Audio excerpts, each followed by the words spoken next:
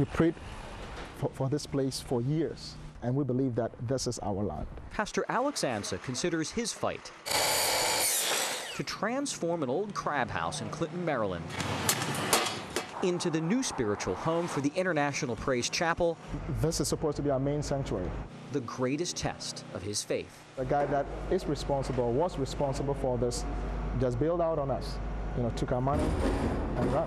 Church officials say they paid contractor Richard Hagler I don't have anything to hide.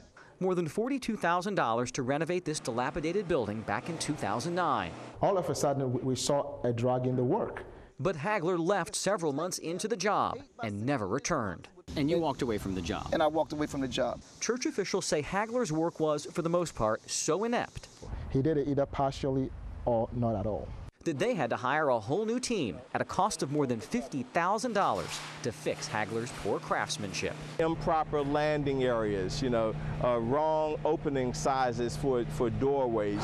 This framing has been torn down because he framed it incorrectly. That's so far-fetched, and it's a lie. Hagler blames his exit on church officials for guilting him into doing extra work, then refusing to pay him in full. I signed a contract to help him out, but they kept promising me that it was going to be more money coming. Don't stop, just keep on working. So I kept working. But according to state and county records, Hagler had no business doing any major work here. His license expired in April of 2009. He never called inspectors to check his work as required, and the biggest blunder of all, he never qualified for a building permit, according to the county. So all that he did was done without permission from the county. They don't have a leg to stand on. I did over $100,000 worth of work there and they didn't get paid for it. But how could you do all that work without a permit? Because according to the county, you're not supposed to do any of that stuff. Okay. Now, you're right. The pastor admits he didn't look as deep as we did into Hagler's credentials. Public records show Hagler has been sued or fined hundreds of thousands of dollars for shoddy work. We are going to our promised land, and it's not smooth sailing. This congregation's hope of worshiping under this roof by 2010 has been replaced by a painful and pricey reality that maybe by mid-2012, this dusty hall will gleam with God's glory. He will bring us through, he will see us through, and we will possess this land. 1007 Brandywine Road is our home church, and we will be here. When we arrived on the scene, firefighters were scrambling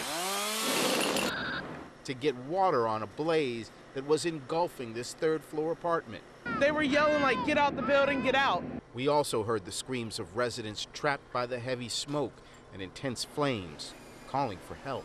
I heard banging at the door, but and I heard people screaming, so that's when I knew it was a fire. A man who tells us his name is Marley. He says he was in his apartment with his 3 young children, all under the age of 3. He asked me not show their faces. They live just below the apartment where the fire started. The smoke alarms never went off, the fire alarms never went off, so by the time I know, the firemen kicking my door in. Thanks to Marley's friend, Edward Andrews, Flames started getting heavier. who lives just across the street, he saw the smoke and rushed to help. The fire was started getting heavier. And me and a couple of other people was banging on the windows. I was in the cab on my way home. And when I got around the corner, all I could see was black smoke, and I'm just devastated. Ruby Turner knew her son was inside their apartment, the fire blazing just above him. I heard beating doors, I left out. Firefighters were able to get him out from their balcony. This woman says her father lives in the apartment that caught on fire. Nobody's inside? No, nobody's there. A lot of the old original St. Mary's Todays. When Ken Rosignol sold his small-town newspaper in January, We have more of the front page DWI driver murders man. this admitted smart aleck from southern Maryland launched a website.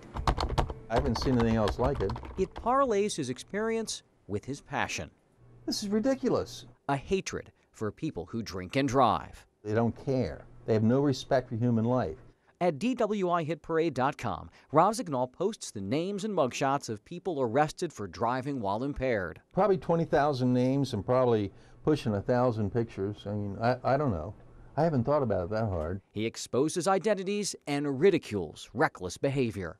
This girl, she goes out and kills this pastor in South Carolina. He's dead because she had to go to a party. His goal is to convince just one person to be responsible. All they have to do is call a cab. 25 bucks, you can get a cab most anywhere. Well over 1,000 people have died in DUI crashes on area roads in the last 5 years alone. And he just got, erased. Just erased. Including Luke Whitebroad's older brother Rory, who along with friend Adam Hazinski were killed while crossing Rockville Pike by a speeding car. I can't imagine a more traumatic way of dying than the way my son died. The driver, Alex Roman, is now serving 12 years in prison. The DWI Hit Parade website has already been bookmarked by Rory's grieving family. Hopefully this will make a mark and be able to expand people's knowledge about how horrific this type of crime is. This personalizes what is a horrible national tragedy. The motivation for Ken Rosignol's clearinghouse of missteps and heartbreak goes far deeper than his desire for a fresh headline. You see, his little brother Jack was killed by a drunk driver back in 1975. Maybe if this former newsman posts enough names and faces, his outrage will fade and someone will listen. I hope it helps. I really do.